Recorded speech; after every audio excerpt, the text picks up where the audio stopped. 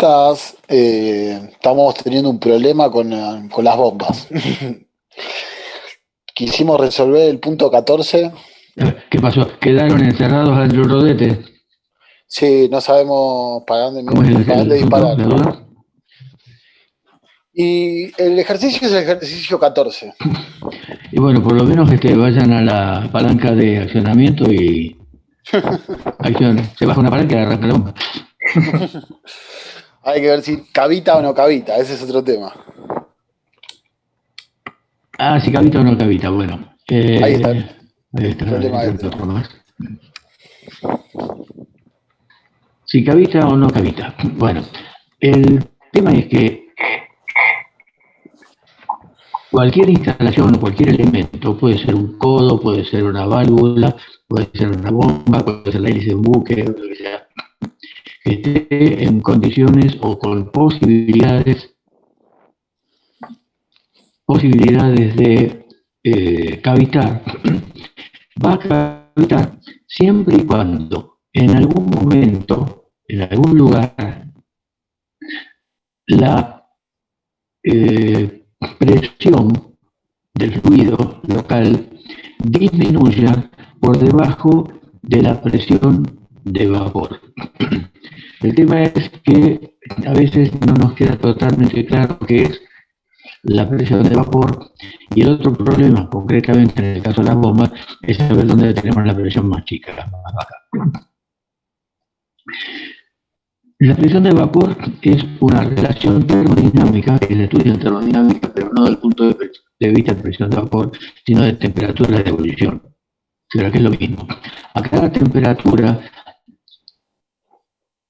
le corresponde una cierta presión para la cual se produce el cambio de estado de líquido gaseoso. Podemos entrar con el fluido a una cierta presión y buscar cuál es la temperatura. Eso es lo que hacemos desde chiquitos en la cocina, porque sabemos que a presión atmosférica el agua necesita alcanzar con la pava arriba del fuego, la cacerola arriba del fuego, hasta los 100 grados. O sea, hasta ahí fenómeno. Después más o menos aprendemos que si la presión es más alta necesitamos más temperatura. Entonces, en una maquinita de hacer café, que está a 2 bar, necesitamos 120 grados, 125 grados, algo así. Con lo cual el café sale más calentito. También aprendemos que, porque escuchamos hablar que acá en lugares muy altos, el agua hierve a menos temperatura. Es decir, empieza a aparecer una relación que nos va resultando cada vez más clara entre la presión a la que estamos, o la que está fluido, mejor dicho, y la presión, la temperatura a la cual va a hervir. El tema es que en la parte de bombas o de cañerías o de sistemas, porque también puede cavitar una válvula,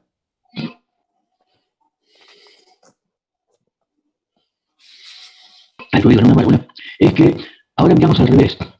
Tenemos el fluido a una cierta temperatura. Entonces, para que hierva sin que aportemos calor, la otra herramienta física que tenemos es bajar la presión. Sí, Es claro, decir, como se si tuviéramos hace en agua un generador de agua. a 20 grados y empezáramos a bajar la presión metiendo el vaso en una cámara de vacío, finalmente veríamos que el agua hierve con un vacío del 93%, pero claro, no nos serviría para hacer el café porque está fría. El agua hierve a pesar de que está fría. Eso hace que nos encontremos con observar el mismo fenómeno de la otra vez, de la verdad. Quedándonos con esta última idea, sabemos que si estuviéramos con el agua a 180 grados, herviría a una presión de 10 bar.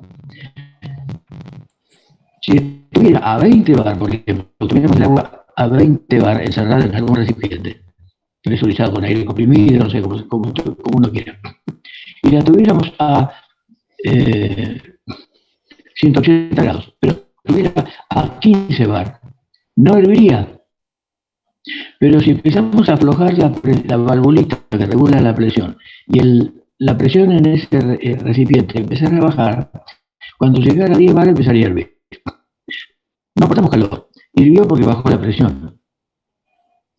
De la misma manera que si la tuviéramos a 100 grados y a 10 bar, no herviría, estaría veríamos el agua líquida. Si tuviéramos un recipiente que tuviéramos una ventanita, veríamos que tenemos un nivel de interfase y tendremos arriba aire o gas o lo que fuese, y abajo el líquido. Pero no veríamos burbujas de vapor. Si empezáramos a descomprimir, al llegar a la presión atmosférica, empezaría a hervir. ¿Por qué? Porque se alcanzó la presión a la cual, a la temperatura que tenía, empezó a hervir. ¿Hasta acá va bien? Sí, perfecto. Bárbaro. Sigamos con el agua a una temperatura cualquiera. Por ejemplo, 50 grados. Sí. A presión atmosférica no hierve. No. Pero si la presión empieza a bajar, llegará un momento, con un vacío del 30% más o menos, que ahí va a empezar a hervir. No porque aportamos calor, sino porque se fue descomprimiendo, se fue disminuyendo la presión a la que está el agua. Eso es lo que sucede por el mismo funcionamiento al hélice de un buque, a pesar de que el agua está a 10 grados o 15 grados, depende. Si estamos cruzando el trópico estará a 27, cavitará más fácil que si estamos navegando por el agua a 5 grados en el canal de Beagle. Y en las bombas pasa algo parecido. Si en algún lugar de la instalación la presión disminuye lo suficiente, el agua va a empezar a hervir ahí localmente.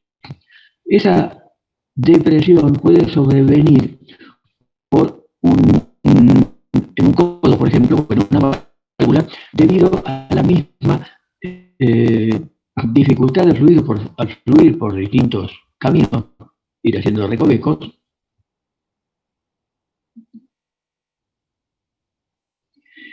Y entonces ese líquido, en algún lugar, por fuerza centrífuga, por ejemplo, tiende a separarse de la pared. Al tender a separarse de la pared, como que el fluido no puede contornear la pared, porque la velocidad es muy grande y la fuerza centrífuga es importante, en ese caso se separa un poquito, tiende a separarse. Como no puede haber un vacío ahí, ese vacío se llena con burbujas de vapor, se forma vapor. Cuando esa burbuja de vapor, la corriente de fluido la va arrastrando, sigue camino por la cañería, saliendo del codo o saliendo de la válvula. Pero como hay la presión, al disminuir la fuerza centrífuga, ya disminuye, vuelve al estado líquido. Es decir, esas burbujas de vapor que se formaron implotan, desaparecen rápidamente. Exacto. Eso es lo que da origen. Todavía no llega la bomba, estoy hablando de la cañería, de la válvula de la bomba, o del codo, que, por supuesto, cuando esa burbuja de vapor salió e implotó, el lugar que ocupaba esa burbuja de vapor lo ocupa otra partícula de agua que también se convierte en vapor porque subsisten las condiciones locales de presión ahí en el cuello del codo o en el cuerpo de la válvula. Entonces, es una sucesión, mientras se mantengan las condiciones, una sucesión permanente de burbujas de vapor que se van formando, con lo cual se expanden, y luego pasan a otra zona, con lo cual se hacen inestables y vuelven al estado líquido. ¿Por qué? Porque sube la presión. Entonces, viene con una cierta presión, baja la presión, se forma la burbuja de vapor, pasa a otra zona con más presión, la burbuja de vapor desaparece. Ese fenómeno de aparición y desaparición de las burbujas de vapor genera ondas de presión. pac, pac. Por supuesto con una frecuencia muy muy alta, 2000, 2000 y pico de ciclos. Por eso el sonido que se escucha es un sonido agudo. Entonces, esas ondas de presión son las que, además de producir el ruido, que son las que, con lo cual nos alerta de que algo está pasando, esas ondas de presión empiezan a actuar como un martilleo sobre el material sólido que esté ahí, sea el codo, sea la válvula o lo que sea. Entonces ahí, o una válvula inyectora, puede ser, a veces pasa también en las válvulas inyectoras que sean de condiciones cavitantes. Sí, Y entonces finalmente se comienza a producir un deterioro del material por fatiga. Como eso es altamente indeseable, normalmente uno trata de compensar la presión de esa burbuja de vapor. En el caso de la válvula o del codo, el tema es que si entrecerramos la válvula, alguna otra válvula o esa misma, va a disminuir la velocidad de circulación. Y al disminuir la velocidad de circulación, en ese caso, van a disminuir las fuerzas de inercia y van a disminuir la tendencia del fluido a separarse de la pared y por lo tanto va a desaparecer el fenómeno de cavitación. Entonces se nota en los edificios, los baños, donde hay una circulación de agua por algún lado, por alguna canilla o lo que fuere, y uno escucha el chirrido ese en algún lugar en la pared donde hay algún codo, o donde hay una llave de pasto, por ejemplo. Ese ruido desaparece en el momento que entrecerramos la canilla que teníamos abierta. ¿Por qué? Porque disminuyó la velocidad de circulación. Y junto con la disminución de velocidad, disminuyeron en el caso de la válvula o del codo, las velocidades locales y por lo tanto las fuerzas centrífugas, B cuadrado sobre R. Entonces, esa disminución de la fuerza centrífuga hace que el fluido no se separe de la pared y entonces desaparece el sonido ese que nos estaba desviando la cavitación. Cuando disminuye la velocidad... Cuando el codo... Cuando disminuye la velocidad, aumenta la presión.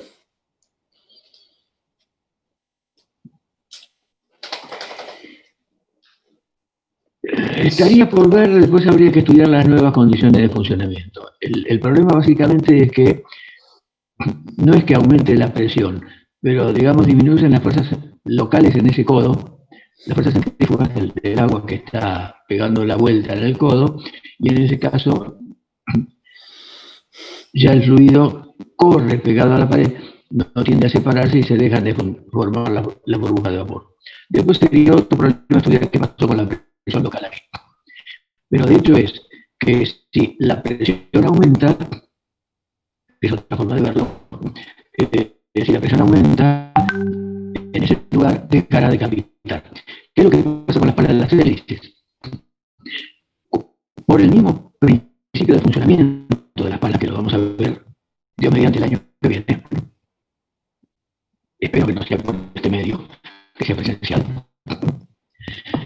Vamos a encontrar que en una región de la pala se forma una depresión. Esa depresión hace que, si es muy pronunciada, empiecen a formarse las burbujas de vapor que van a dar lugar a la cavitación. No solamente en las palas de las hélices, también en los bulbos de proa, en los contrastes, en la nariz de la pala del timón, en la parte de abajo de la pala del timón cuando ponemos el timón a la banda. En todos estos lugares donde se produce el desprendimiento del flujo, va normalmente acompañado de una depresión local, y esa depresión local trae aparejado la presión de cavitación. La burbuja de vapor, cuando el fluido ingresa en una zona de más presión, implotan nuevamente. Es decir, que lo que comentaste está bien. Es decir, si aumenta la presión, va a desaparecer la cavitación. En el caso de hasta aquí va bien, más o menos. Sí, perfecto. Sí, hasta acá estamos bien. el que no la tenga clara, me pregunta, me pone un signo de interrogación ahí, como logotipo, o se conecta para el micrófono, como quieran. El tema ahora concretamente es la bomba. En los sistemas de bombas, de cañerías con bombas, es muy frecuente que por razones constructivas, porque ponemos la bomba arriba del depósito donde estamos bombeando, lo que fuere, la presión a la entrada de la bomba sea menor que la presión atmosférica. Si el agua está a presión ambiente, a una temperatura ambiente, una temperatura baja, el hecho de que la presión sea menor que la atmosférica no implica que vaya a cambiar. Si el agua estuviera más caliente, evidentemente sí. Si estuviera a 100 grados el agua, está claro que a la presión atmosférica ya cabita. Entonces, las condiciones de la cañería, de la instalación a la entrada de la bomba, tienen que ser bastante mayores que la presión atmosférica. Está claro, tiene que estar presurizado el líquido. Si no, va a cabitar seguro. Pero resulta que la presión mínima a la presión, no sé si mínima, la presión que tengamos a la entrada de la bomba, que normalmente es menor que en otros lugares de la línea de succión, va a implicar que eventualmente pueda llegar a cavitar la bomba.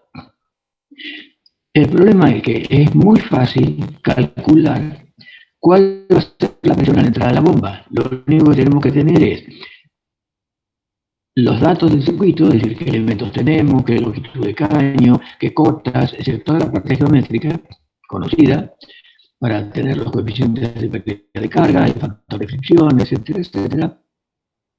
Entonces resulta bastante fácil saber cuál va a ser la presión a la entrada de la bomba, sea mayor o sea menor que la atmosférica, sea mayor o sea menor que la presión que existía a la entrada en el depósito.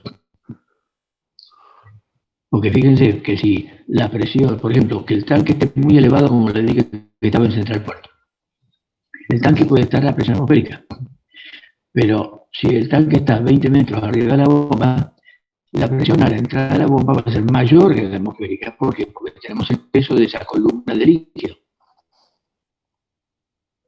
Es decir, que la presión a la entrada de la bomba no depende para nada de la bomba, sino que depende de la instalación y del caudal que esté circulando. Sobre todo por el tema de las pérdidas, ¿no? Es decir, que depende de la velocidad. Pero el resto es todo un problema estático. ¿Qué presión tenemos en el depósito? ¿A qué altura está? Es decir, ¿a qué altura está el eje de la bomba? Es decir, todos esos son problemas geométricos, físicos, más que se suponen conocidos. Y si no se suponen conocidos en un problema, siempre se suponen conocidos. Y si no son conocidos porque estamos en una instalación real, cuestión de mirar los planos, mirar la instalación, medir, tomar alguna cota, ¿sí? Siempre va a haber alguna posibilidad de estimar eso. El tema es, ¿puede cavitar? Todavía no lo sé. ¿Por qué todavía no lo sé? Porque depende ahora de lo que pasa dentro de la bomba. Y eso no lo puedo calcular. Eso es el AMPA. Lo que pasa, ¿sí está con él? Eso sería el AMPA, lo que pasa dentro de la Claro, bomba. eso me lo tiene que dar el fabricante, es el famoso AMPA. Es decir, es cuánto baja la presión dentro de la bomba respecto de la que tenía en la entrada. Y eso me va a definir la presión mínima. Tiene un número al azar. Supongamos que el AMPA de la bomba sea de 10 metros, o sea, un bar. Muy bien. Un bar. Si la presión a la entrada de la bomba es de 20 metros positivos, me va a quedar una presión final mínima de 10 metros positivos. Si la presión inicial, la presión a la entrada de la bomba, es de 10 metros positivo, y el AMPA de la bomba es 10 metros, me quedo con una presión cero, es decir, presión atmosférica. ¿Hago una consulta? Estamos siempre hablando en términos relativos. Sí. Si la presión a la... ¿Sí? Cuando usted dice la presión en la entrada de la bomba, estamos calculándola Sí. con la fórmula esa que es la altura de la bomba. O sea, sería... No, sir. No, sir. No. No, sir. Pifia grande si las hay. La altura de la bomba, que en el punto de funcionamiento coincide con la diferencia de presiones entre la entrada y la salida de la bomba, Sí. está relacionando lo que pasa entre la entrada y la salida de la bomba, no lo que pasa entre la entrada de la bomba y el punto de presión mínima. Fíjate vos que la columna, el H de la bomba, coincidiendo con el H de la instalación en el punto de funcionamiento, interviene por el lado de la instalación no solo la línea de succión, sino todo lo que pasa en la línea de descarga. Ahora tenemos que agarrar la tijera y cortar en dos el problema. Tengo que volver a hacer un estudio con la fórmula de Bernoulli, pero desde el depósito, de donde se toma, hasta la entrada de la bomba. Solamente eso. Eso me va a dar otra columna. Y a esa me estoy refiriendo ahora, no a la total. La total son 450 metros. Me estoy refiriendo a la columna o presión que voy a tener a la entrada de la bomba. Si esa presión, en términos relativos, es de 2 veces la presión atmosférica, o sea, 2 bar manométricos, 2 bares relativos, y el AMPA de la bomba expresado en bar es de 1 bar, en realidad a la presión mínima dentro de la bomba van a ser los 2 bares que tenía con el manómetro conectado en la entrada de la bomba, menos 1 bar que es el AMPA. Me queda 1 bar. Si el manómetro a la entrada de la bomba, que está reflejando lo que calculamos con la ecuación de Bernoulli, parcial, ecuación de Bernoulli hasta la entrada de la bomba, nada más, es de 1 bar manométrico, y la bomba en esa condición de funcionamiento tiene 1 bar de AMPA, me va a quedar 0, es decir, me va a quedar justo la presión atmosférica. Si la presión a la entrada de la bomba es de medio bar positivo y el AMPA de la bomba sigue siendo 1 bar, me va a quedar una presión mínima de medio bar negativo. Ahí cavita. Ahí es muy probable que cavite, a menos que esté razonablemente fría. Si está a 50 grados va a cavitar, si está a 20 grados no. O sea, también tengo que tener en cuenta la temperatura del agua. Claro, finalmente sí, porque la relación presión de ebullición, temperatura, es un valor que varía va variando por el agua. Hay distintas temperaturas y distintas presiones. Entonces, si vos tenés el agua a 60 grados con un vacío del 50%, o sea, una presión de medio bar negativo, va a empezar a cavitar. Si la tenés a 20, no. Para 20 grados necesitas un vacío del 90%. O sea, menos, más del 90%, 93, 94%. Es decir, que tenés que tener una presión relativa de en metros, de 9 metros y pico para que cavite, negativos. Si no, no va a cavitar. Es decir, no se puede hablar de cavitación sin tener en cuenta la presión a la entrada de la bomba, calculada sobre la cañería en la instalación. El AMPA, que es una disminución interna de presión, todavía se va a bajar, todavía más, y siempre va a bajar. No hay ninguna posibilidad de tener una bomba en la cual la presión de agua a la entrada se mantenga y no siga bajando. Cualquiera sea la bomba centrífuga, el, el mejor fabricante del mundo siempre va a bajar, poco o mucho va a bajar. Entonces, este me va a dar presión mínima. Y esa presión mínima, ahora sí, considerando la temperatura, tengo que ver qué sucede con la presión de vapor a esa temperatura. Es decir, que nunca nos salvamos de trabajar con la temperatura. En los cálculos que hicimos al principio, los que sin considerar la cavitación, la temperatura solamente influía para la viscosidad del ruido y para la densidad.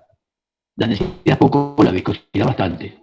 Es decir, para calcular el Reynolds y todo eso teníamos que considerar la temperatura. Pero bueno, es decir, no venía una relación directa con la cavitación ahí.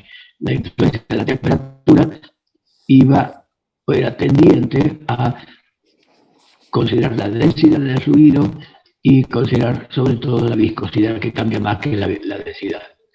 En el problema que les mandé, que el agua estaba a 90 y pico grados, la densidad variaba poco, porque era una densidad de 900 y pico en lugar de 1000.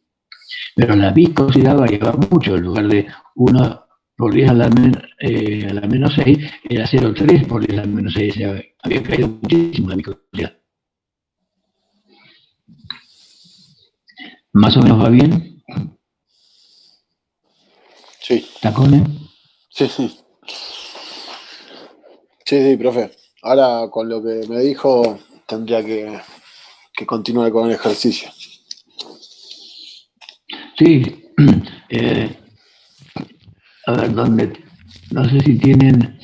¿Cuántos les mandé de ejercicios de esto, de cavitación de bombas y todo? ¿Cuántos ejemplos numéricos tienen? Este que hicimos lo sacamos, no sé, lo hicimos con Santa Andrea. ¿Dónde lo sacaste, Santa? Sería, es la hoja 5, el problema 14, y después el 15 sigue con el mismo problema, el 16 me parece igual, hay varios me parece. No, sí, pero no pregunté, es decir, en la guía tienen problemas para resolver, pero me refiero cuántos les mandé resueltos, como para que tuviéramos ejemplos. Resuelto mandó uno resuelto. ¿Uno solo? Sí. Bueno, les mando más, para que no queden problemas. Es un tema que es muy importante. Así que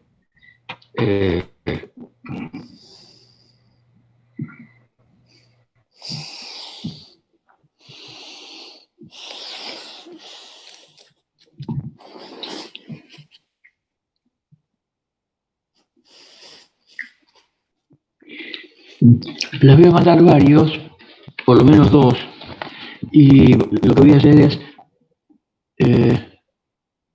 lo que tuvimos, por ejemplo, en particular en este ejercicio es que la velocidad la tuvimos que ir suponiendo.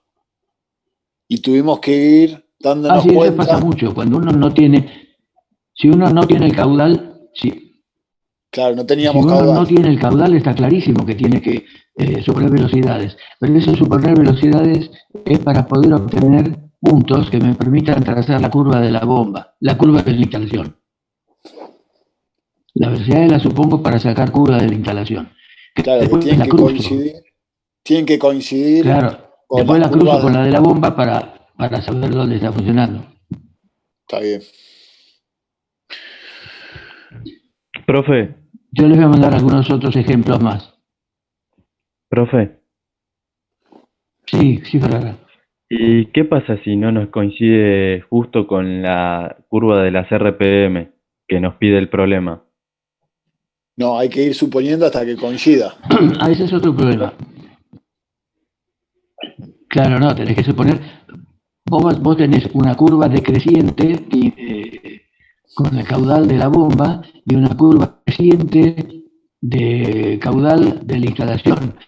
En algún lugar siempre se tiene que cruzar, salvo que haya una condición, digamos, de imposibilidad física, es decir, que la curva de la instalación esté siempre por arriba de la bomba, pero cuando está más o menos bien compaginado el sistema, siempre vas a tener un punto de funcionamiento. Lo voy a tener en cuenta en el comentario tuyo para algunos de los ejemplos, tratar de incluir algo que aclare ese concepto. Muchas gracias. También, si no mucha molestia, sería mejor cómo ver bien el gráfico. Ya sé que el gráfico está detallado, tiene todos sus parámetros, pero bien dónde indicar el punto para saber por dónde pasa también la RPM, la curva de la RPM, si puede ser así, mejor. Sí, no sé si la influencia, guarda, que hay cosas, es decir, ahora estamos trabajando con un número de revoluciones único. La clase que viene, ya terminamos de retocar algunos problemas de bombas, que es el tema de bombas funcionando en paralelo, que todavía no lo comentamos. Hablar un poquito más en todo caso de la bomba en serie, aunque el ejemplo que mandé creo que tenía bastante comentarios, y el tema de la regulación de revoluciones, que eso también nos va a servir, sobre todo cuando uno tiene ahora los motores de frecuencia variable. Entonces, el concepto de la influencia de las revoluciones lo tenemos que charlar todavía, eso todavía no lo vimos. Puede ser que haya problemas en la guía que se refieren a eso. Bueno, por ahora déjenlos en lista de espera. Pero todavía no hemos visto los elementos como para poder trabajar con variaciones de revoluciones. Tenemos que hablar de algunas cositas un poco más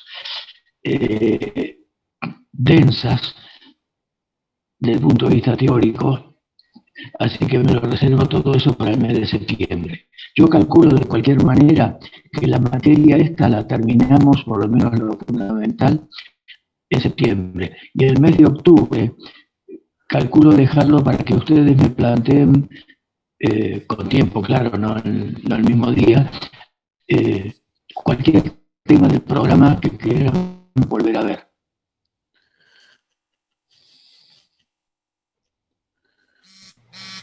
Así que eso sería más o menos el planteo. Bomba termina en septiembre. Y después octubre quedaría así, yo supongo que en noviembre se podrá reiniciar la clase, no tengo la menor idea. Y ahí, nosotros nos comunicaron hoy. Más de forma presencial.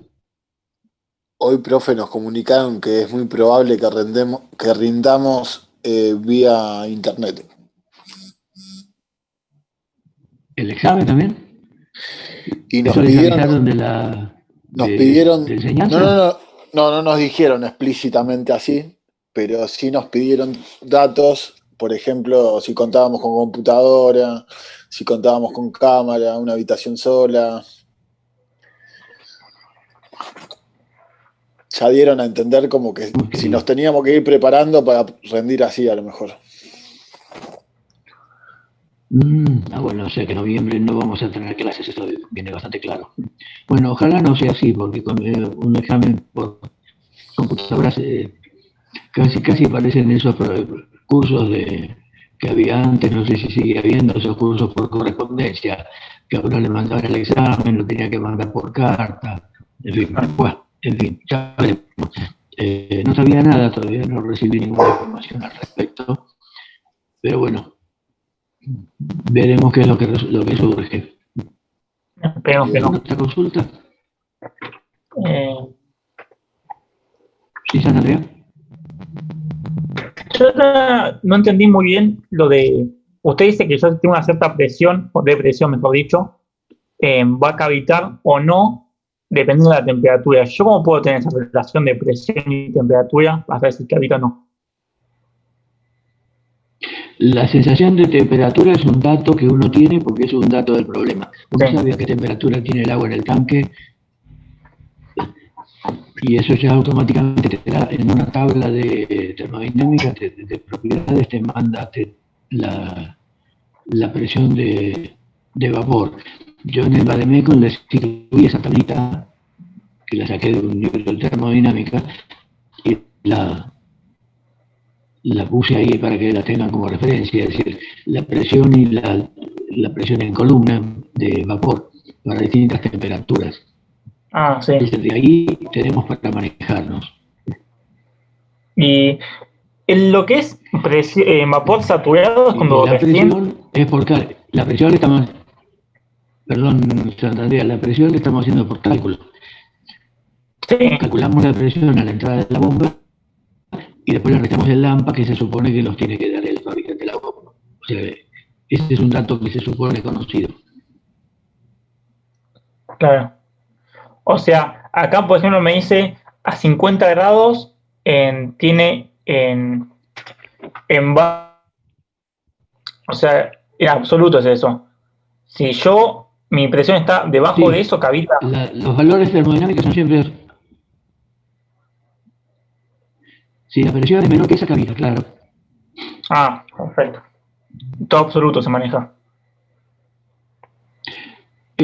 Normalmente venimos calculando con términos relativos. Después, el término absoluto es que uno ya lo tiene que saber que está partiendo a partir del techo, del piso total, que es la presión cero absoluto. Claro. Perfecto.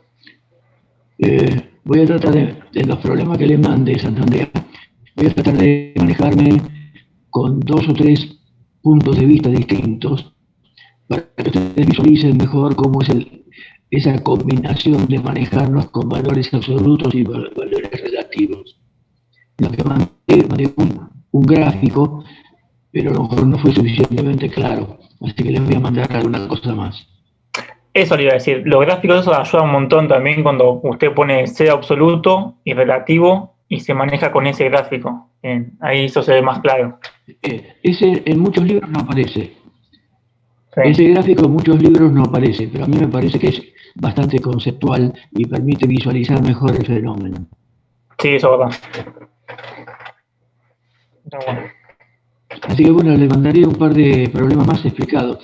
Tal vez un problema parcial, centrándome solamente en la parte de la cavitación. Genial. Pero por el tema de las revoluciones, como preguntó, creo que fue Verdad, no se preocupe todavía. Eso va a ser para la semana que viene. Bueno, queda menos de un minuto. Así que cortamos. Si hay alguna cosa más ahora de física, la charlamos en la segunda hora al principio, y si no, entramos con resistencia de materiales directamente. Bueno, perfecto. Muy bien. Gracias. Poli Reneiro Guzmán. No.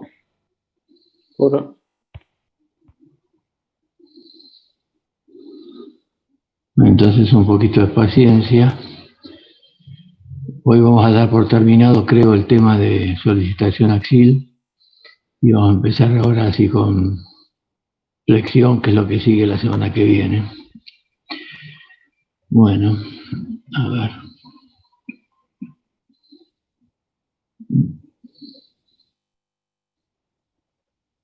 Bueno, no se demoraron, no tienen problemas para entrar.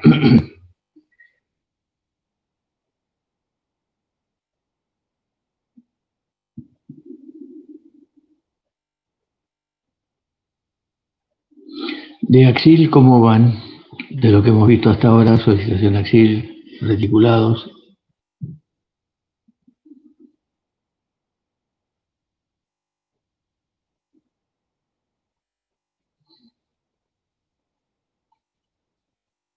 Venimos medio retrasaditos. ¿Y de lo que leíste?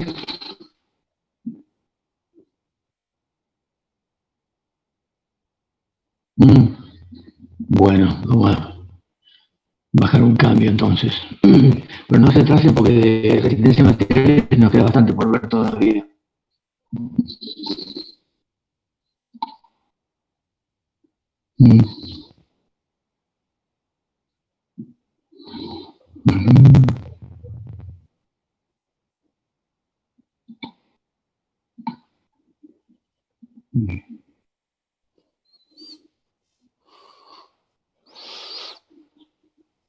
Bueno. Bueno. Parece un poco más.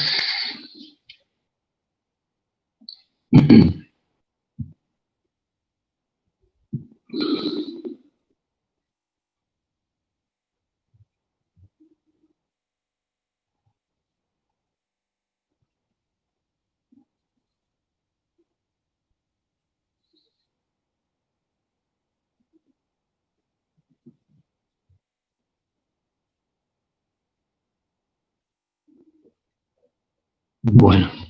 Ferrara, ¿queréis hacer alguna consulta?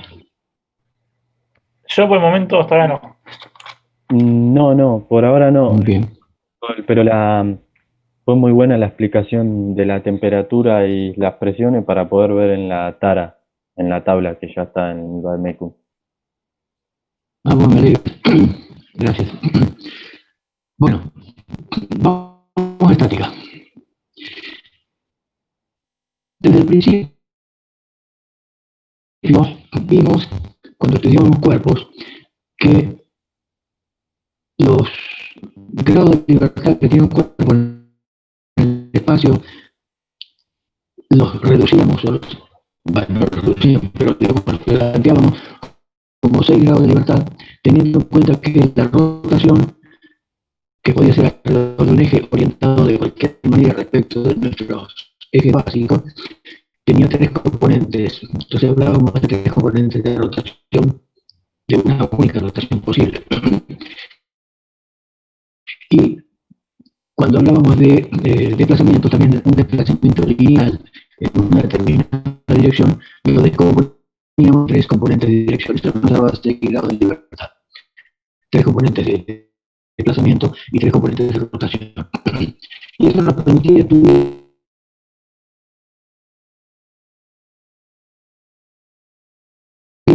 cualquier movimiento en el espacio.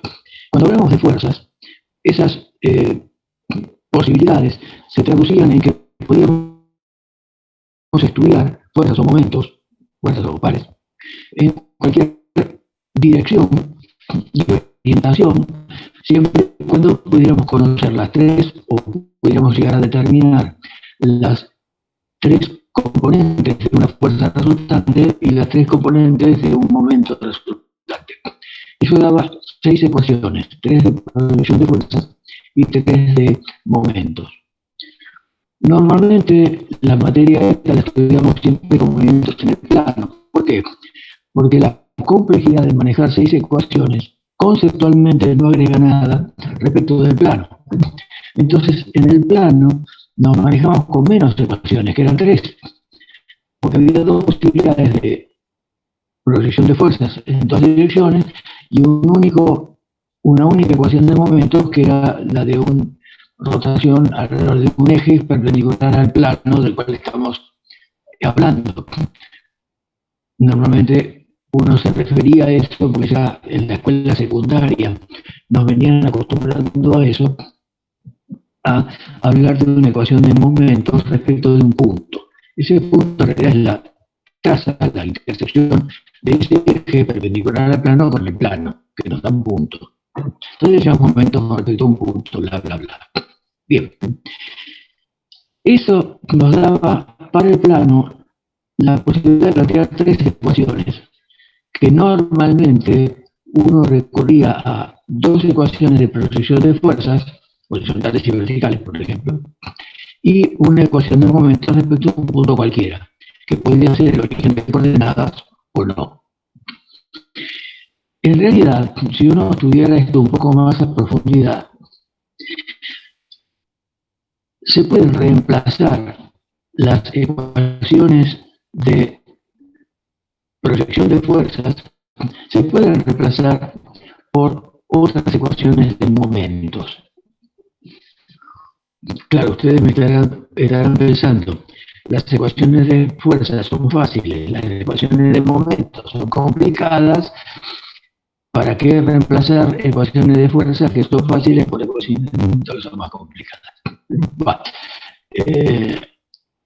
algo de eso tienen razón, pero hay algunos problemas de los cuales los de reticulado suelen ser un ejemplo, en los cuales reemplazar ecuaciones de proyección por ecuaciones del momento tiene unas ventajas desde el punto de vista de cualitativo. Cuantitativo a veces también. Esos son casos especiales. Si nos da tiempo, al final lo plantearé o les mandaré fotos del libro mío donde está tratado el tema, para que alguno que le interese lo pueda manejar. Pero de cualquier manera, ahora quiero centrarme de vuelta en solicitación AXIL. En solicitación AXIL, ustedes vieron que nos manejamos con una única ecuación.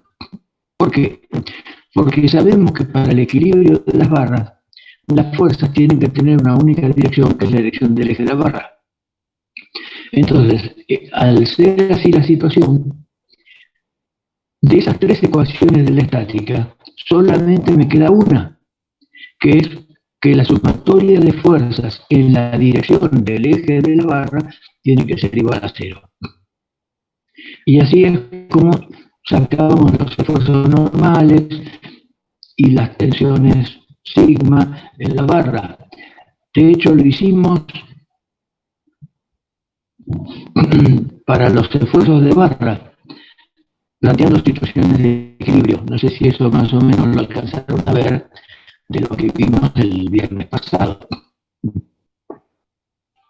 ¿Cómo lo vieron? Sí, profe. Bien. Esa es la razón por la cual solamente de las tres ecuaciones estábamos manejándonos con una. Porque si quisiéramos plantear otra ecuación, una ecuación de momento, por ejemplo, respecto a cualquier punto, esa va a dar idénticamente 0 siempre, porque las fuerzas todas tienen, como se tienen que equilibrar, tienen que ser iguales, de sentido contrario, y van a estar a la misma distancia sobre cada acción del punto que elijamos como momento. Entonces, esa ecuación siempre va a dar 0, no puede dar otra cosa. Entonces no nos sirve. Y tomar fuerzas, sumatoria de fuerzas en una dirección perpendicular a la que la barra, ya sabemos que nos va a dar idénticamente 0, porque no hay ninguna posibilidad de que no nos dé 0, porque no hay fuerzas en esas direcciones.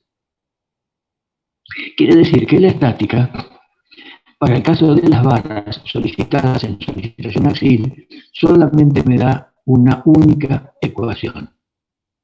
¿Qué quiere decir esto? Que podemos despejar una sola incógnita. Entonces, ¿qué sucede cuando el problema nos plantea más de una incógnita? Ahora enseguida vamos a hacer una pantalla compartida para ver un caso. Si planteáramos la ecuación de la estática, nos encontraríamos con dos incógnitas. No importa cuáles son, ahora de momento estoy simplemente razonando. Pero si ese problema tuviera dos incógnitas, y esas dos incógnitas que están ligadas en esa ecuación de la estática, evidentemente no la puedo resolver, porque si la quisiera resolver, tendría que suponer el valor de una para sacar la otra. Pero como la suposición fue arbitraria, resulta que tengo infinitas posibilidades de elegir una y por tanto infinitos resultados. El resultado no sirve para nada. Yo no puedo aplicar ese criterio porque evidentemente estaría tirando una solución hipotética, pero que no puedo verificar y que tengo infinitas menos una posibilidades de que esté mal. Pero sin embargo, a veces se presentan esos problemas. Cuando se presentan esos problemas, tendríamos que decir, es una solución que tiene más incógnitas que las que puedo resolver con las ecuaciones de la estática. Es lo que se llama un sistema hiperestático. En flexión también aparece eso. Supóngase nuestra viga es simplemente apoyada con una carga en el centro, o la mesurita y todo eso. Si esa barra, la mesúnica, la tuviera encontrada en las dos puntas, sería un sistema que llamamos hiperestático. O si la viga, en lugar de estar con un apoyo móvil en una punta y un apoyo fijo en la otra, con lo cual tenía 3 incógnitas, hubiera tenido 2 articulaciones, me hubiera quedado un hiperestático. Y si queda un hiperestático, no lo puedo resolver con la solución de la estática, por eso lo llamo hiperestática. Que no se puede resolver, ojo, no, se puede resolver. Pero es un tema de un curso superior de resistencia de materiales que está fuera de nuestra discusión, para el caso de la flexión.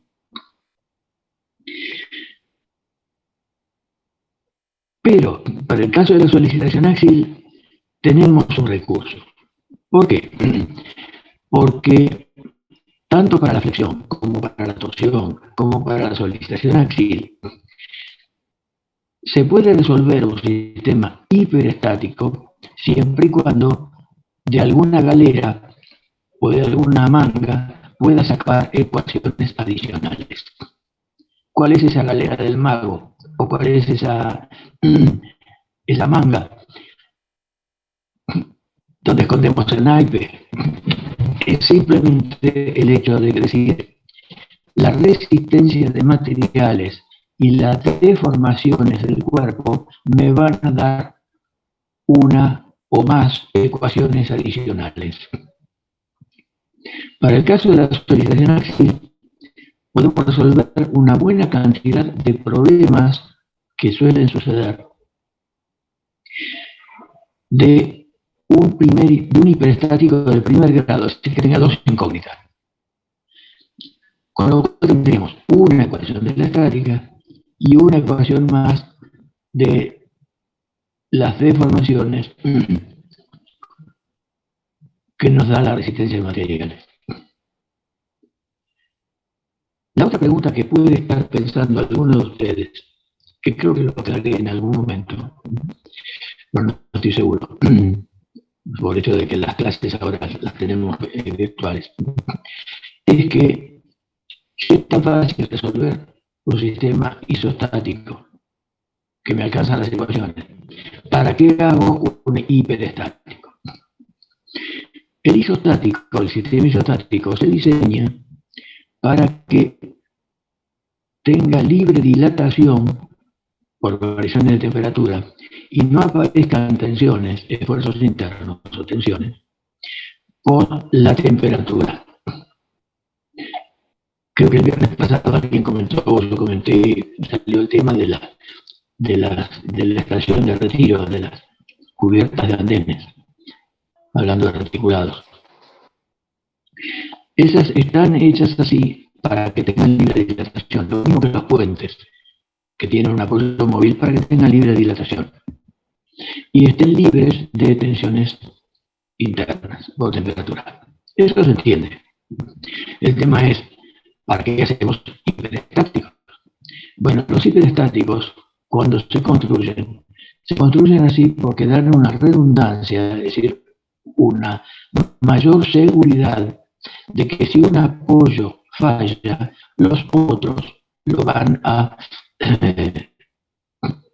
tomar la carga y el sistema no va a colapsar.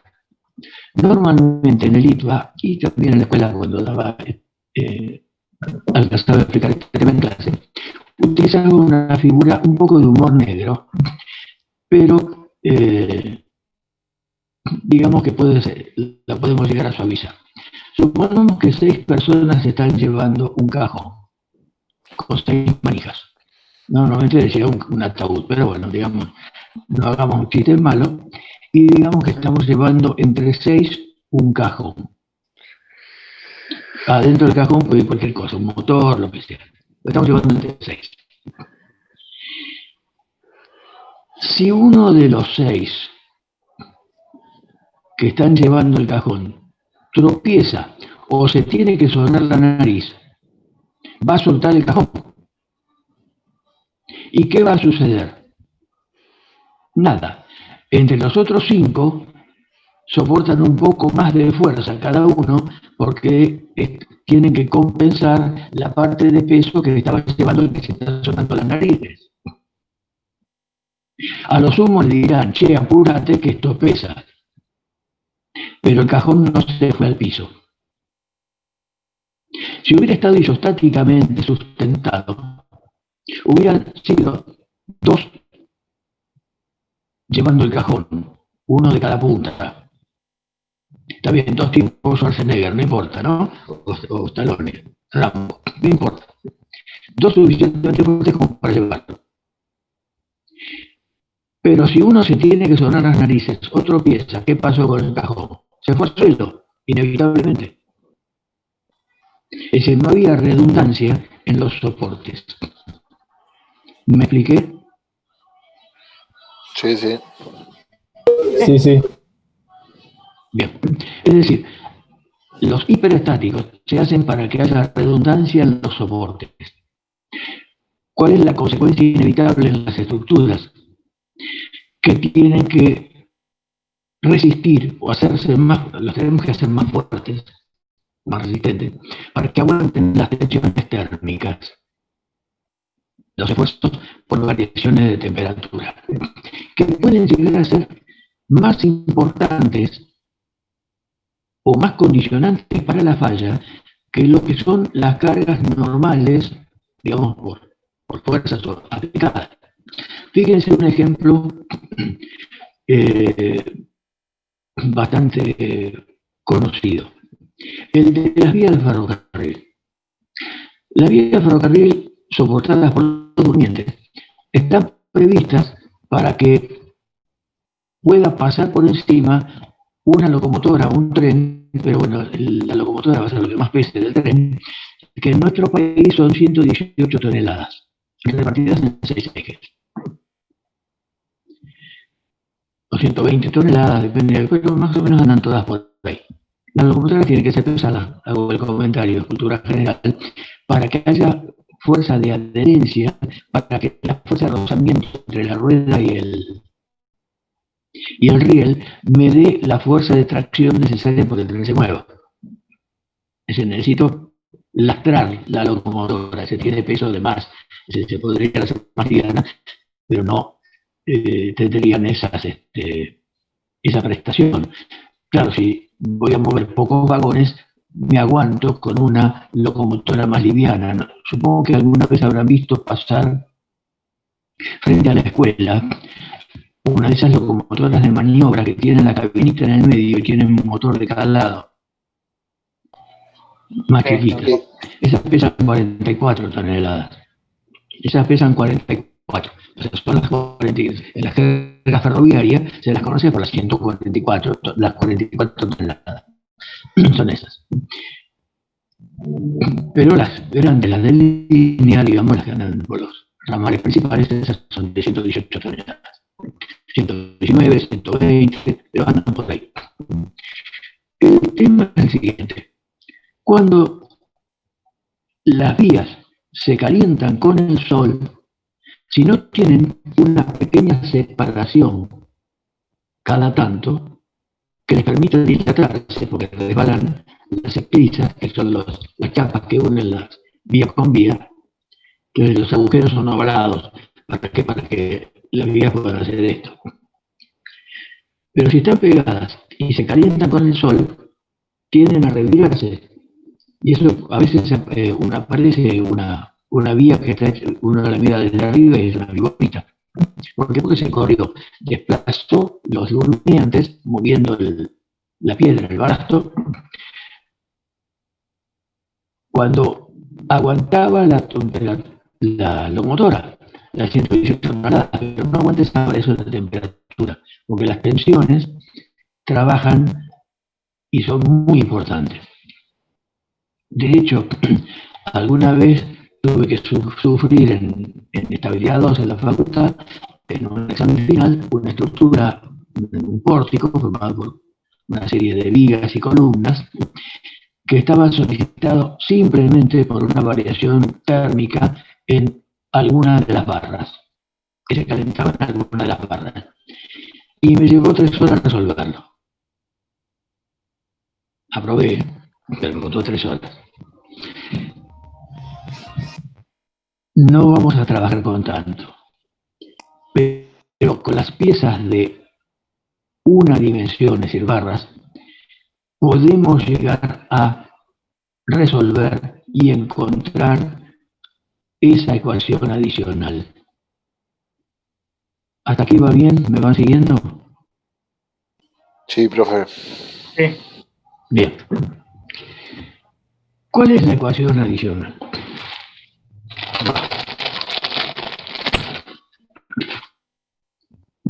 Supongamos que esta sea una barra, una pieza, y que está, por ejemplo, contenida así entre dos paredes. Y esta pieza la someto a una variación de temperatura. Puede ser que se empiece a enfriar y empiece a bajar la temperatura, o puede ser que aumente la temperatura. Si estas paredes, son mis manos, son suficientemente robustas como para que no ceda, la pieza esta, la barrita esta negra, va a empezar a solicitarse con una tensión creciente. Supongamos que se está calentando. ¿Qué va a pasar? Naturalmente tendería a dilatar. Tendería a dilatar, sí, es muy probable. Tendería a dilatarse. Y como tiende a dilatarse y no puede dilatar porque están las paredes, por algún lado va a fallar. Como estos tacones, lo que puede llegar a pasar es que se curve así. Es decir, se da como la vía, que se da para el costado, más débil. Puede ser.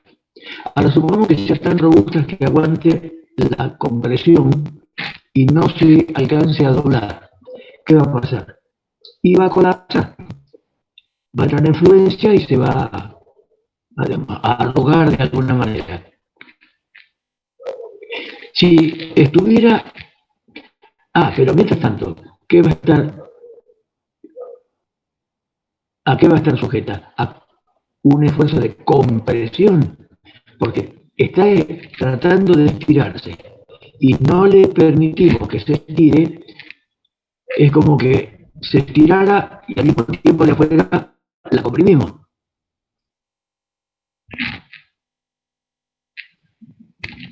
De la otra punta, si se enfriara, tendería a acortarse. Entonces tendería a, por ejemplo, a salirse de una de las paredes, a despegar. Pero hasta que se despegue, o si está bien agarrado, no se va a despegar, va a estar siendo estirada. Quiere decir que no le aplicamos fuerzas, pero en un caso estaría apareciendo fuerzas de compresión y tensiones de compresión cuando se está dentro, y las fuerzas están sobre las presiones del vínculo. O en el caso que sea frío, estaría siendo estirada por los vínculos y aparecen tensiones de compresión. Creo que esto se entiende, pero fíjense que hay una cosa curiosa. Tengo reacciones de vínculo, comprimiendo en el caso que se esté calentando y estirando la barra en el caso que se esté enfriando.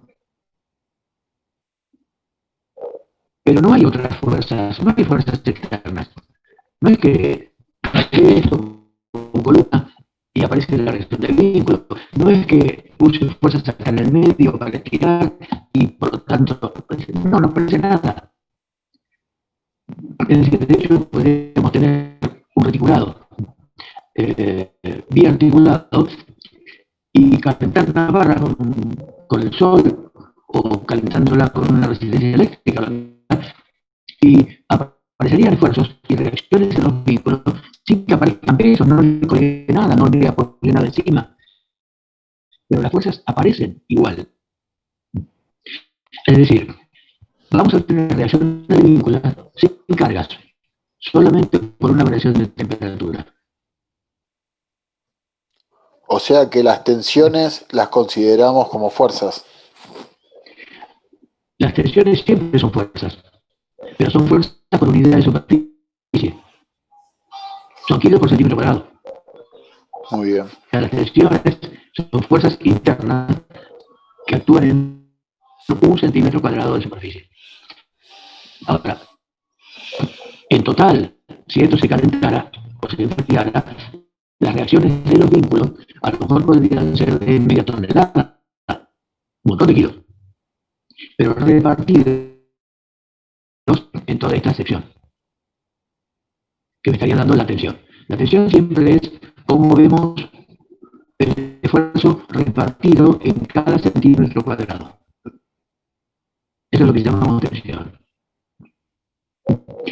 Ahora, otro caso que puede aparecer es que acá yo apliqué fuerzas.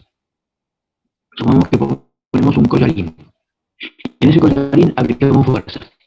¿Por qué? ¿Cómo las aplicamos? ¿Qué sé yo? Hay 20.000 formas. O pongo 2 fuerzas porque pongo algo acá que esté tirando de acá del medio,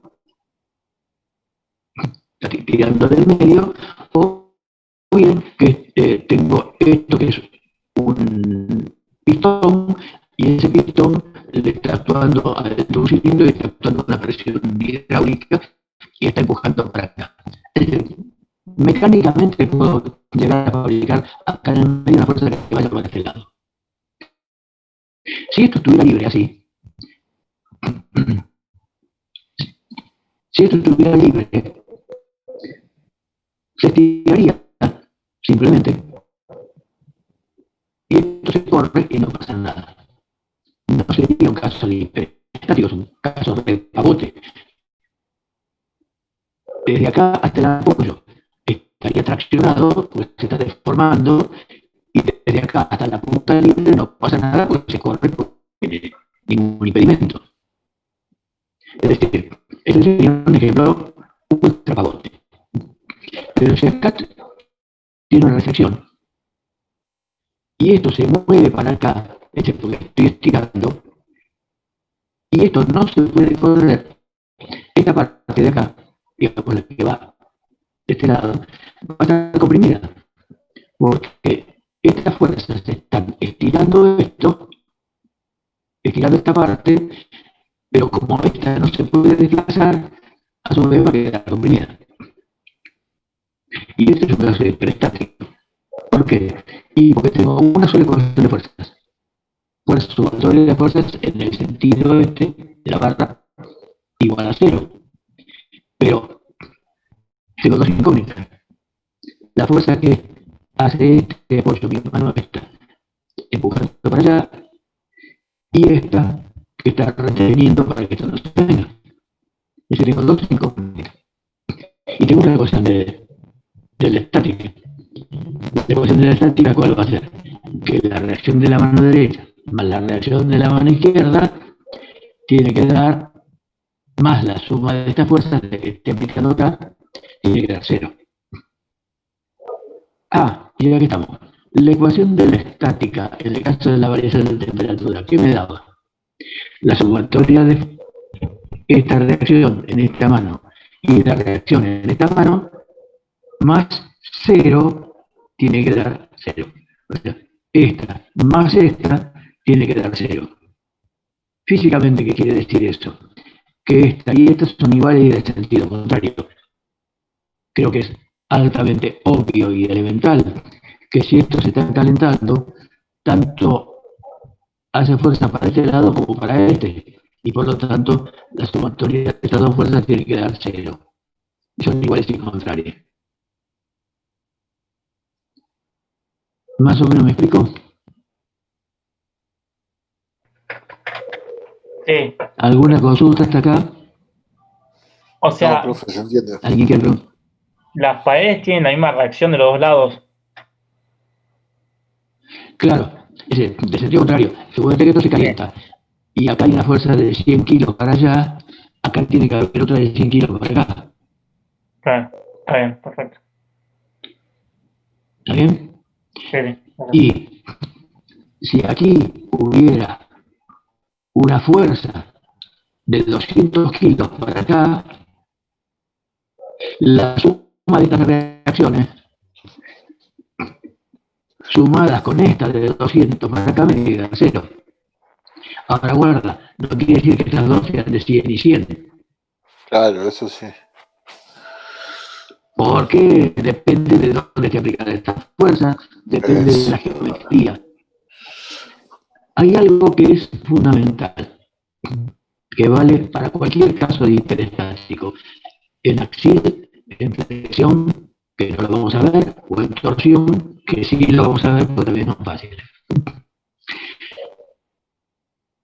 Tenemos que conocer la geometría completa y el material. ¿Para qué? Para que al plantear ecuaciones de deformación, ese denominador que teníamos, que era la rigidez, que estaba compuesto por una constante del material y una constante de las dimensiones de las piezas, las tengamos conocidas. Es decir, no se puede resolver un hiperestático sin conocer la geometría. ¿Cómo hacemos? Muy simple. O bien tenemos la pieza, ¿ya? O bien suponemos cómo va a ser la pieza cuando la terminemos. Es decir, tenemos que decir, para este esfuerzo voy a tener una pieza de 1 pulgada de diámetro, o de 5 pulgadas de diámetro, o de acero, o de aluminio, o de bronce, o de lo que sea. Entonces finalmente termino verificando qué tensiones me van a dar. Si me dan bien, me pongo contento. Si no me da, tengo que cambiar el material para poner material más duro, o tengo que cambiar la dimensión para poner más dimensiones. Es decir, es un cálculo, el de los esfuerzos hiperestáticos, que me obligan a hacer un planteo que normalmente no sale de entrada. Tengo que proponer algo en función de qué, y en función de lo que vi parecido en otro lado, de lo que me imaginé, de lo que resolví hace un año, que hice un problema parecido. Es decir, buscar algún tipo de referencia. O, como se hace en la técnica, por supuesto, usar el ojo clínico para mirar lo que hizo otro y entrar a machetear, a copiarlo. Si alguien puso una viga de 4 pulgadas y yo quiero soportar algo parecido, no voy a empezar con una viga de 2 pulgadas, voy a empezar con una de 4 o de 5. Es decir, el conocimiento ajeno hay que utilizarlo. No es muy elegante, pero sí. Eso no vale para exámenes. Es decir, el examen es lo siguiente igual. Pero, nos fijamos a ver qué puso el otro. Salvo que sea un examen en grupo. Claro, sí. El riesgo de los exámenes es que el otro haya puesto mal. Claro, hay que ver de quién nos copiamos, ¿no? Y se copian los errores. En general, el que no sabe mucho y le pareció que lo que pudo pispear estaba bien, lo pone y normalmente también suele ser un desastre también. Así que hay que tener cuidado. Ya he corregido lamentablemente también en la escuela problemas que eran problemas exactamente iguales, con exactamente los mismos errores y puestos en el mismo lugar. De los que te decían, no sé qué puede haber pasado. Coincidencia. No deberíamos, pero bueno. Las casualidades de la vida. No. Esperemos que con ustedes no. No, por favor, no. No, nada más lejos de ustedes que copiarse. No, además confío en que terminen aprendiendo. Entonces, si terminan aprendiendo, no necesitan copiarse. Es como hacer machete. En la secundaria hay que decirles a los alumnos que hagan muchos machetes. Yo se los decía, un tiempo que un par de años estuve dando clases en un secundario. Hágase no un machete. Cuando terminen ese machete, mírenlo, rópanlo y hagan otro. Y después hagan otro machete. Y después hagan otro machete más. Porque después de haber hecho 4 machetes ya aprendieron la lección y no necesita machete. Es verdad. Es muy buena. El hacerse machetes es una muy buena solución, siempre y cuando sean varios, porque entonces uno lo va mejorando, ¿no? Y ahora lo voy a mejorar el machete y lo voy a hacer así. A ustedes no les doy esa posibilidad porque tienen el vademecum. Entonces el machete lo tienen ahí. Cuestión de saber usarlo. Entonces tienen que, digamos, tener los conocimientos como para poder usar ese machete para no necesitarlo. Por supuesto que ese machete, que es el vademecum, seguramente lo van a necesitar porque tienen gatos, tienen curvas, tienen tablas, tienen un montón de cosas. Pero ya, ¿qué fórmula van a usar? No lo tienen que pensar. Ya saben que si tienen cañerías, tienen que usar Bernoulli, si tienen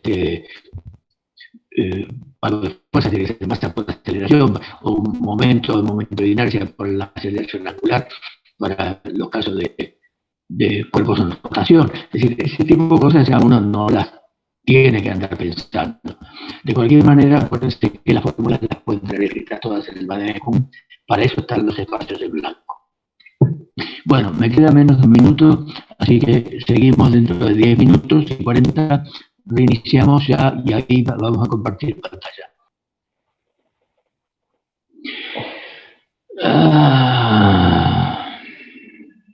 A ver. Dependería de cómo esté aplicando la fuerza.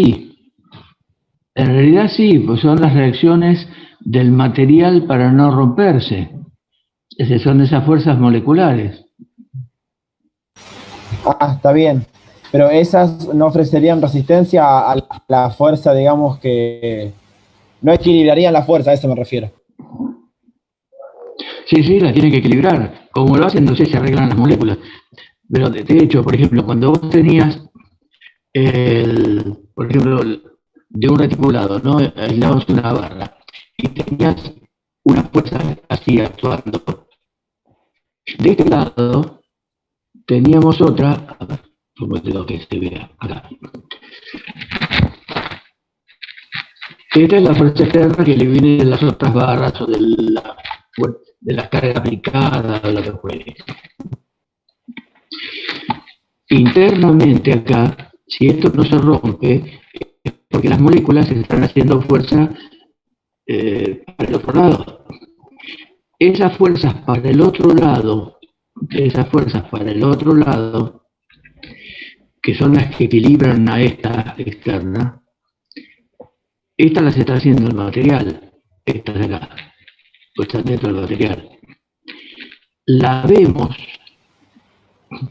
por su efecto y la llamamos esfuerzo interno de barra.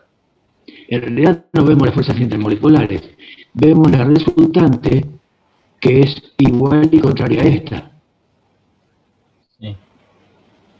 Y que casualmente es la misma que aparece de este otro lado. Esto es lo que nos permitía, cuando vimos reacciones de vínculo interno,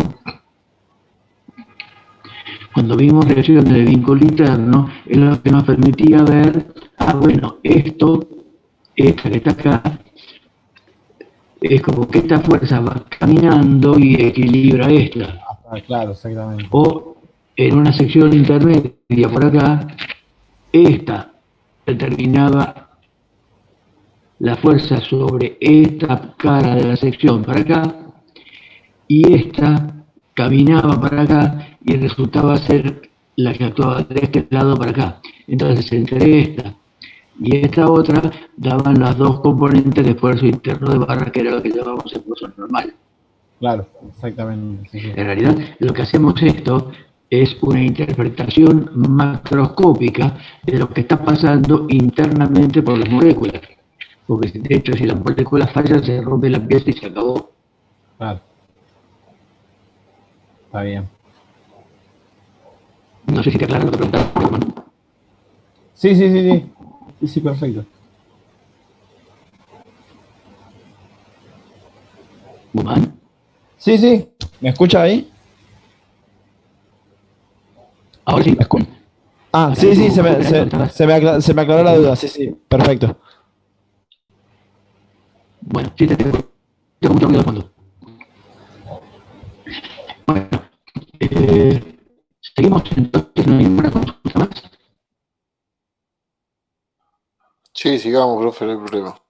Profe.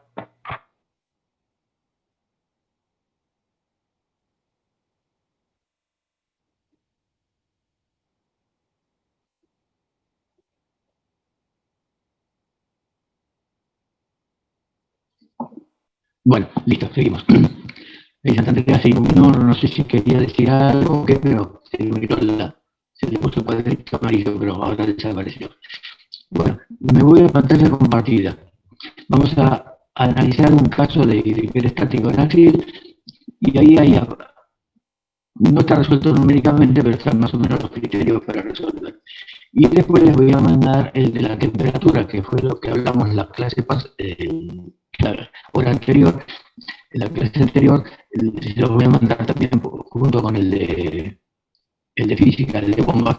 Le voy a mandar un ejemplito resuelto numéricamente y explicado. Ahora, me voy a compartir pantalla a ver qué sale.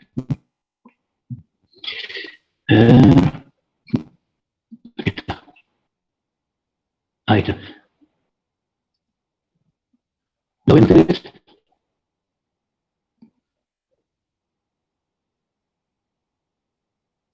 Está cargando, profe.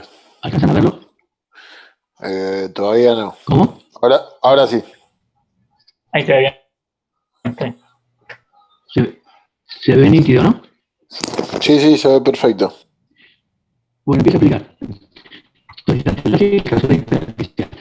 Algo de lo que comenté. Tenemos una barrita que está sostenida por dos apoyos supuestamente rígidos, ligeramente rígidos que no se van a deformar, y una barra que no necesariamente tiene las mismas dimensiones.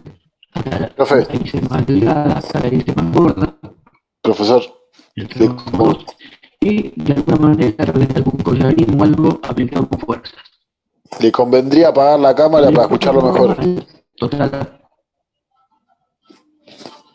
¿Perdón?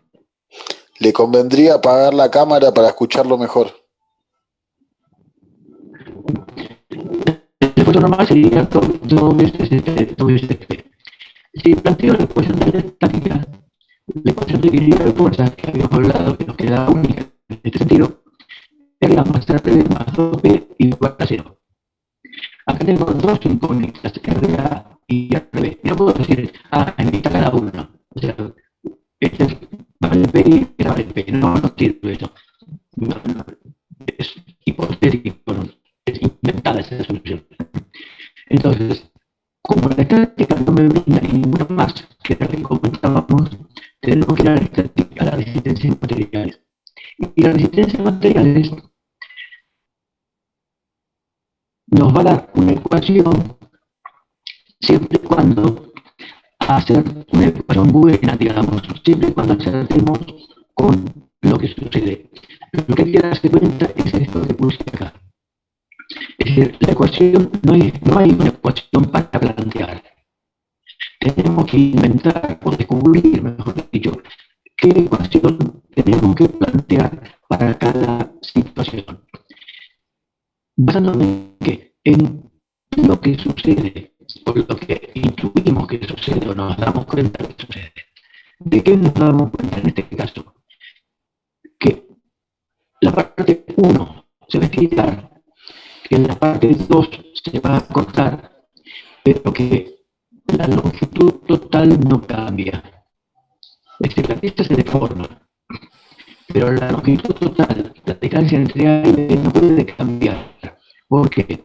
Porque estos apoyos son, o los suponemos rígidos. ¿Sí? ¿Repita? Sí, si apaga la cámara a lo mejor lo escuchamos mejor, que se traba mucho.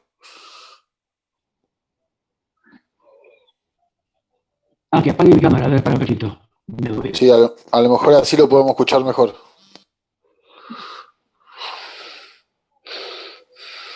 Ya lo hice. ¿Cómo? ¿Me escuchan mejor ahora?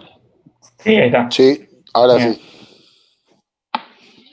Bueno, entonces, la realidad física es lo que nos lo que se llama la ecuación o digamos, la condición de compatibilidad geométrica. Es un nombre medio complicado, medio largo, pero que me está indicando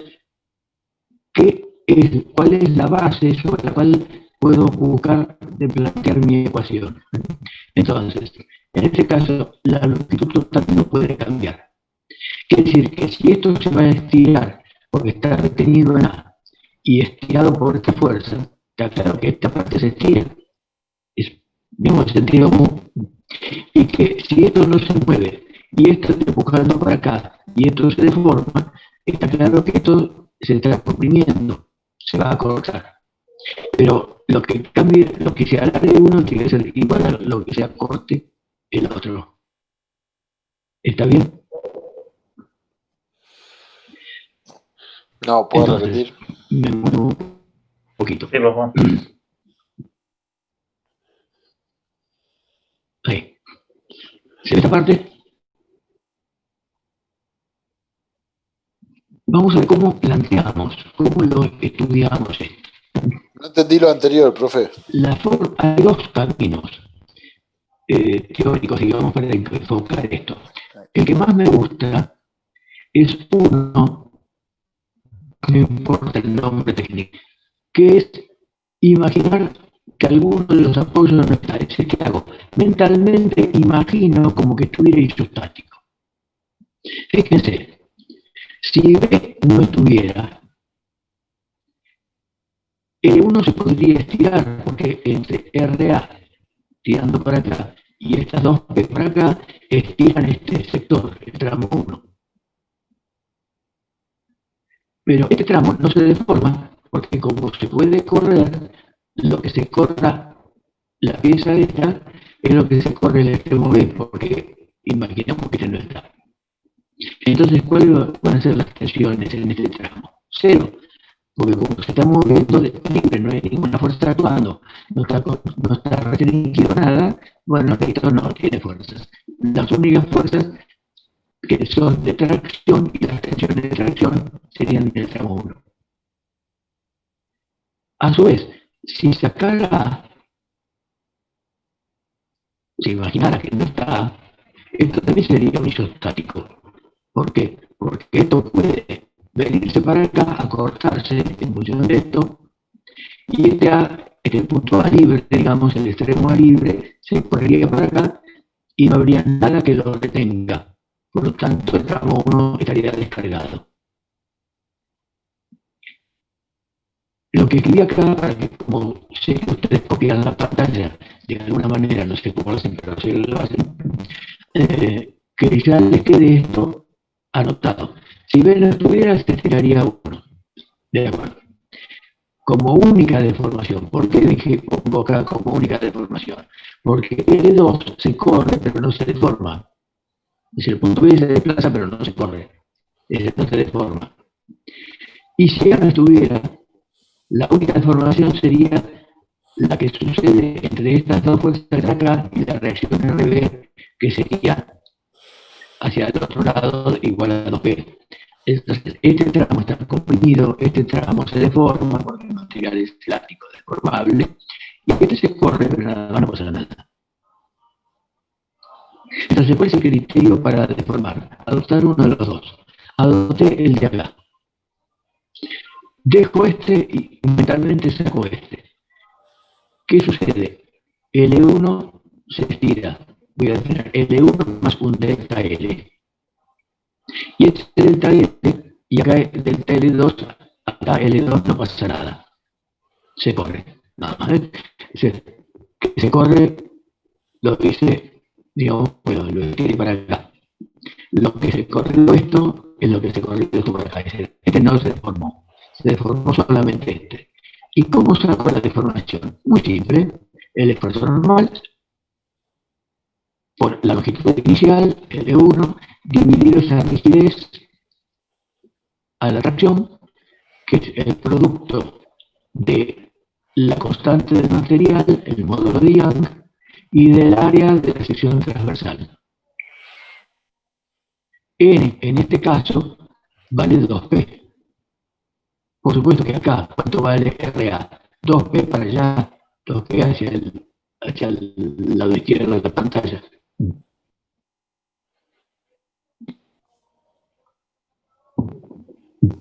Ahora, ¿qué ocurre? En la realidad verdadera, la verdad verdadera es que este punto B no se puede tirar, no se puede correr. Entonces, hacemos intervenir la reacción RB encargada de comprimir todo para que el punto B vuelva a la posición inicial. Acá. Es decir, que L1 volverá a ser L1 más L2, esto tiene que ser lo mismo que L1 más L2, acá. Ahora, si esta fuerza actúa ahora para comprimir, no actúa solamente sobre este tramo, actúa sobre los dos. Quiere decir que este delta L, que es para que B vuelva a la posición inicial, va a estar compuesto por dos acortamientos. ¿Cuánto se acorta este tramo 2 y cuánto se acorta este tramo? Por supuesto que esta magnitud tiene que ser igual a esta. Es decir, que tenemos que hacer que se acorte lo mismo que se estiró acá cuando imaginamos que no estaba B.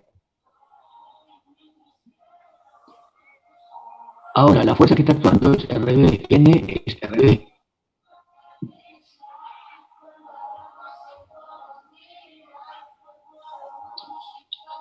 Y entonces, ¿cuánto se acorta este tramo?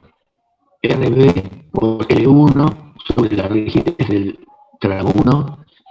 Puse así E1 y F1 porque pueden ser dos materiales distintos. Pueden ser dos dimensiones distintas.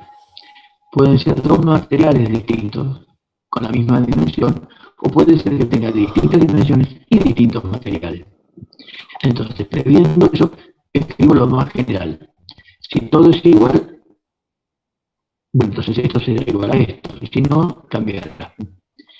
Entonces, la única fuerza que está actuando es RB, o sea, el N, este, es RB, por el E1, E1, F1, o sea, la rigidez del tramo 1.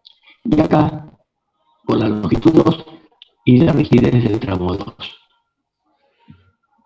Esta es la ecuación de compatibilidad geométrica que responde a la condición que era la que la lógica nos indicó que era que esta longitud total no podía cambiar. Una vez que tenemos RB que produjo esto, la RA va a ser la que sale de la ecuación de la estática, 2P menos esta RB que hemos calculado, que en general no va a ser igual a RB. ¿Por qué? Porque las geometrías cambian.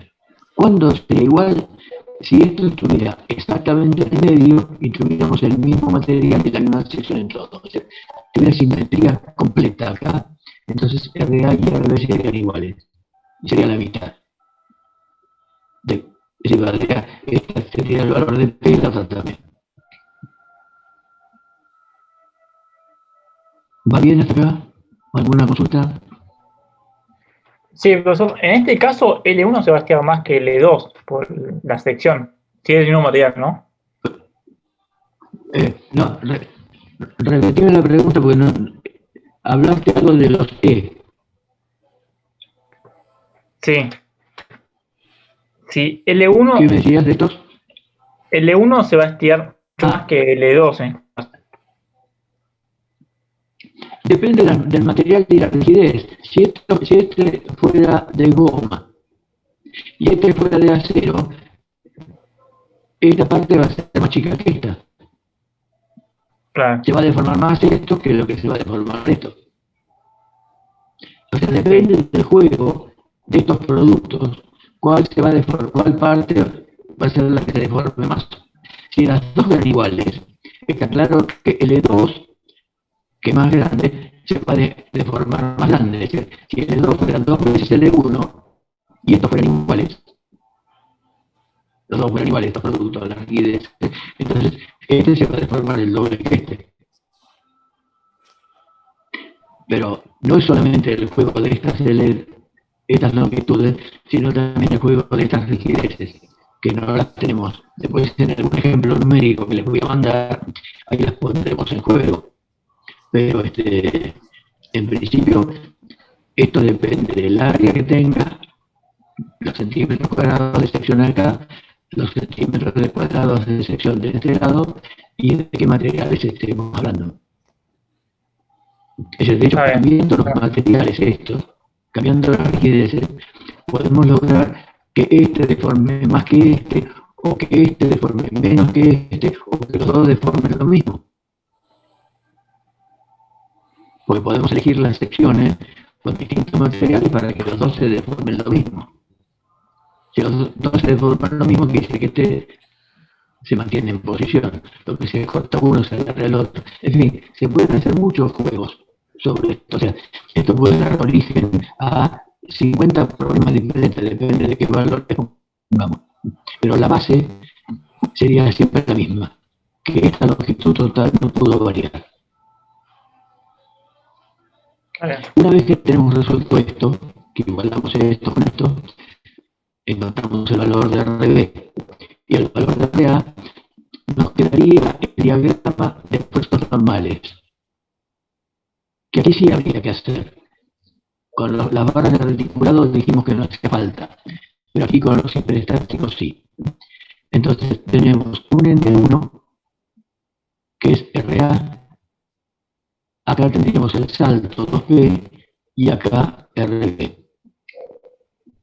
Esta sería la componente de la fuerza RB que me está dando compresión N2 en este tramo, y esta RA es la que me está dando como N1 tracción en este tramo.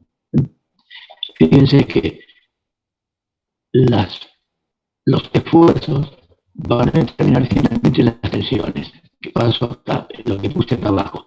Sigma 1, es decir, qué tensiones va a haber acá de tracción. Serán el N1 sobre el área F1. Y el sigma 2, o sea, la tensión en cualquiera de estas secciones transversales, cualquiera de estas, va a ser N2 sobre F2. Ahora, ¿cuál es más grande? No sé. N1 es más chico que N2 a ojos vistas. No sé, hasta si lo pusiéramos en escala sería una vez y media o una cosa así. Pero eso no quiere decir nada, porque como esta área es más grande que esta,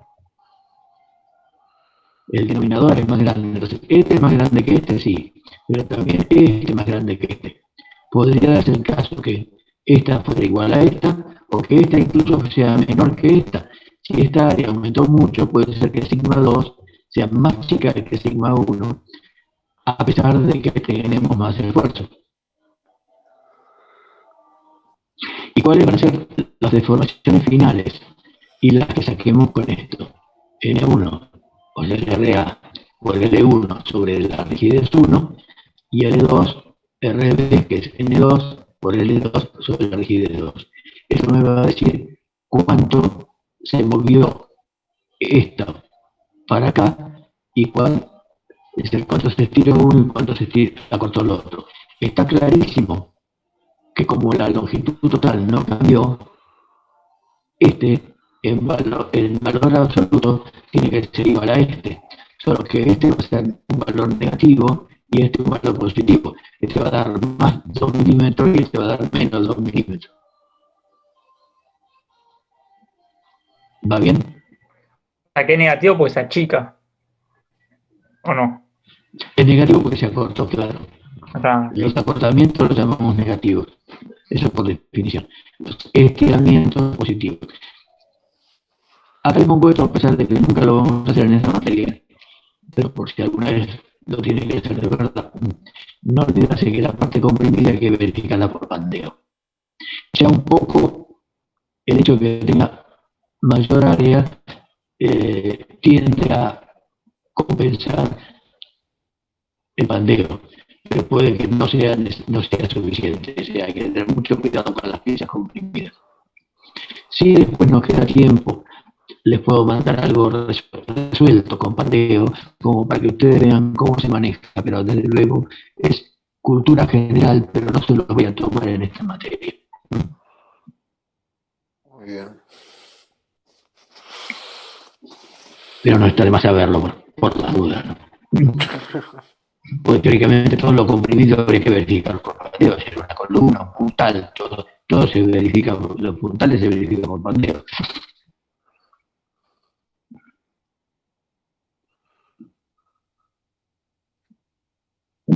Por eso fíjense, los puntales, por ejemplo, son secciones tubulares, las columnas son tubos o secciones cuadradas, es decir, o dos ángulos soldados lado con lado, como se ve a veces en las estaciones de ferrocarril o en algunas fábricas, pero tengo mucho más, tengo centímetros cuadrados, digamos, repartidos lejos del eje. Uno podría poner una barra maciza con la misma sección, pero esa patearía. Aguantaría la carga, pero patearía.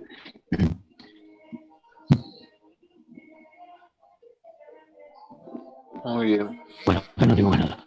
¿Se entiende el problema este? Más o menos. Sí, cuesta un poco. Ganas de cualquier cosa de esto. ¿Perdón? Sí, cuesta un poco, pero más o menos algo se va entendiendo. Sí, sí. Sí, hay que hacer un ejercicio de imaginación. Soltarlo para llevarlo a isostático. Ver qué pasa y después neutralizar eso que pasó.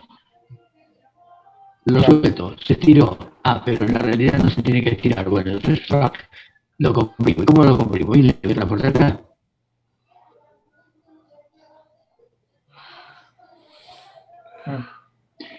Ahí al revés sería la reacción de la pared. Si fuera una variación de temperatura, que se lo voy a mandar numérico, sería lo mismo. Es decir, permito que se estire, como no se estira, le meto al revés, track, de vuelta para la...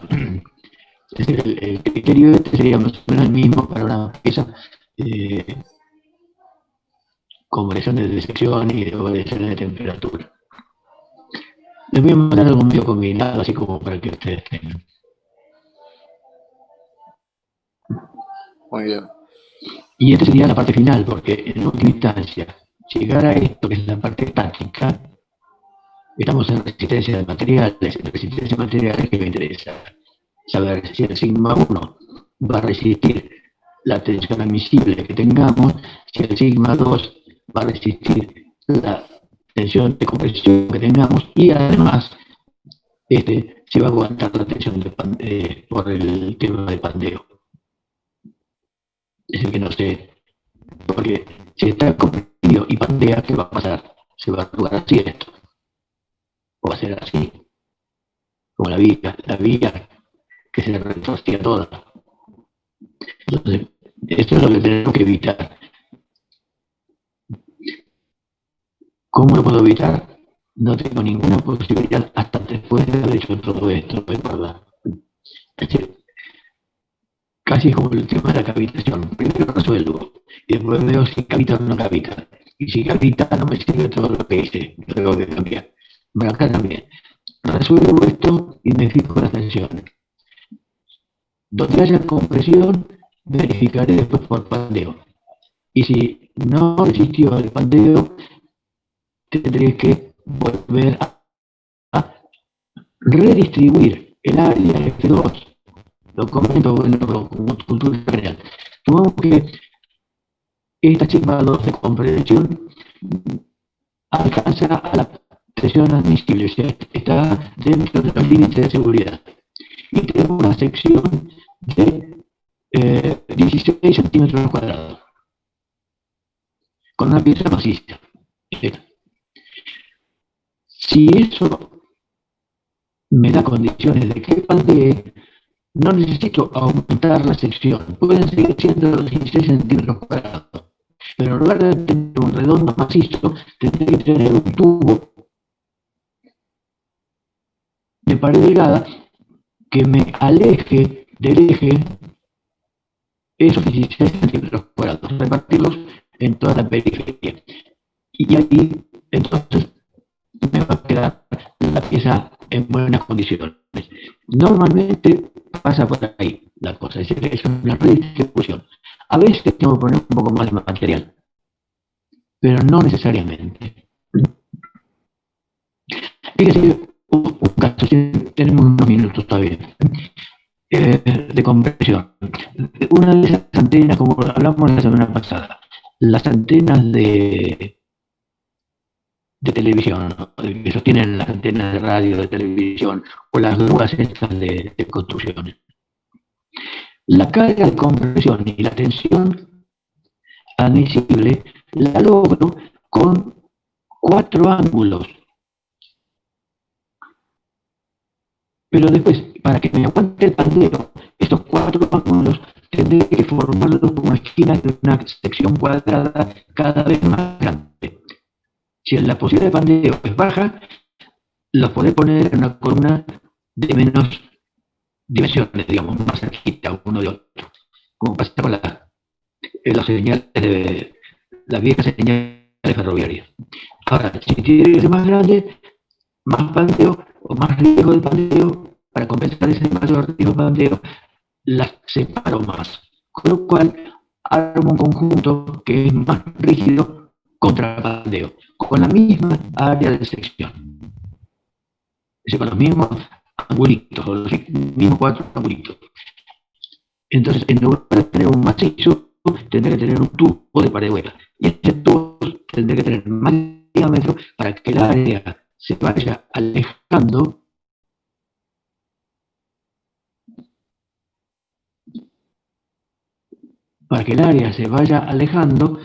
y... ahora me tengo que conectar de vuelta.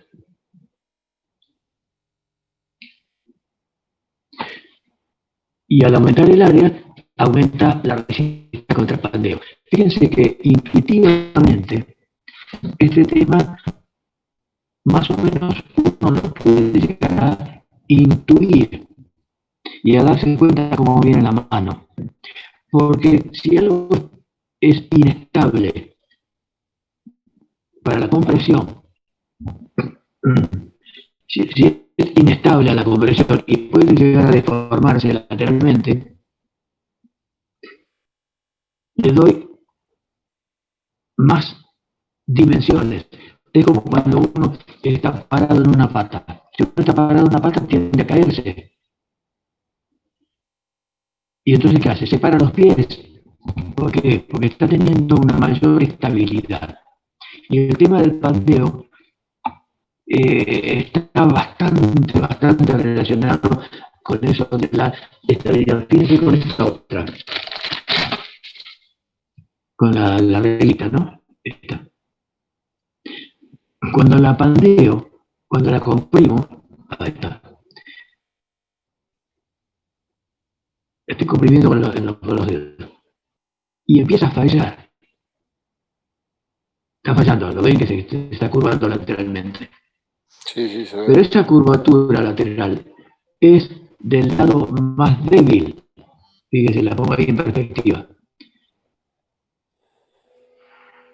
Del lado más débil, porque es el lado donde la sección está más aplastada.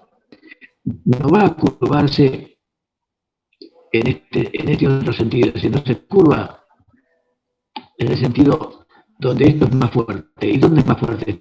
Y traten de flexionarlo. Es más débil así es más fuerte. Entonces, de este lado no va a pandear. Pandea curvándose del lado donde la flexión es más débil. Por eso un poco el tema de pandeo no lo podemos tratar numéricamente si no vemos primero el tema de la flexión. Porque el pandeo en última instancia es una deformación por flexión lateral. Es una flexión que no aparece porque le puse fuerzas. Aparece porque es débil en este sentido. Se está comprimiendo y falla. Entonces, para que no falle, le tengo que dar más rigidez. ¿Qué tengo que hacer? Y que la sección sea fuerte, como es fuerte para este lado. Entonces, en lugar de poner esta sección, que debe ser 1 centímetro cuadrado, ponerlo en forma de chapica, lo pongo en forma de un tubito. como un palo de escoba. Entonces, si lo pongo en forma de tubito, reparto este centímetro cuadrado en forma más homogénea y va a resistir la flexión en todos lados igual. Entonces es más difícil que pandee, porque es más difícil que haga esto.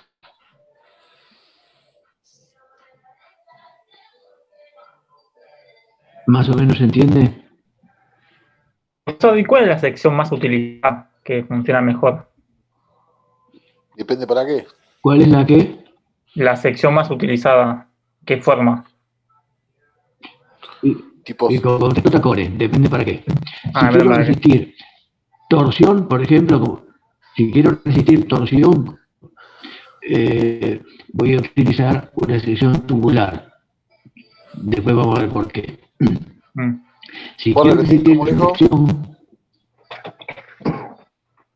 tubular, un tubo, un caño. ¿Para qué fuerzas? Si tengo que resistir flexión, ¿sí? Me conviene, para resistir flexión con mínimo peso, tener una sección de este tipo, así. Como esta es, digamos, demasiado débil y además me resulta difícil para procesarle cosas, voy a utilizar un perfil de esos que se llaman doble T, que es el alma así, y tengo una tablita acá, una sección de ala por arriba y otra ala por abajo, que es el perfil que llaman H o doble T, sí, o perfil normal.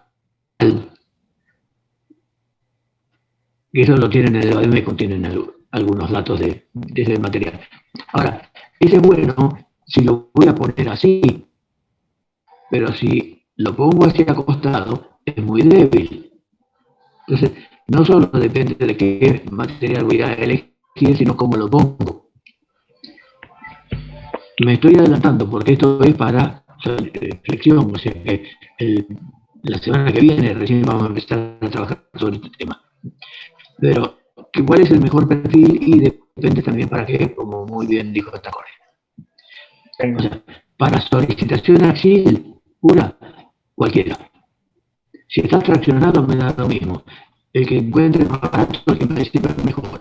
Puede ser así una cinta, puede ser una sección circular, así, una barra maciza, puede ser un tubo hueco, puede ser una sección en ángulo, etc. Puede ser algo así, una L. Pero desde ya los macizos no estos que se utilizan, perfil ángulo. O sea, puede ser cualquier forma de sección. ¿Por qué? Porque solamente interesa en la tracción el área de sección, no la forma que tiene la sección. Con la flexión vamos a ver que sí, la forma interviene tanto o más que el ángulo, que el área. Es decir, el área acá es 1 centímetro cuadrado, pero puesto así no aguanta la flexión, no soporta y se deforma, y puesto así resiste la flexión. Profesor. Es decir, depende de cómo orientamos el material respecto de la solicitación del momento flexor.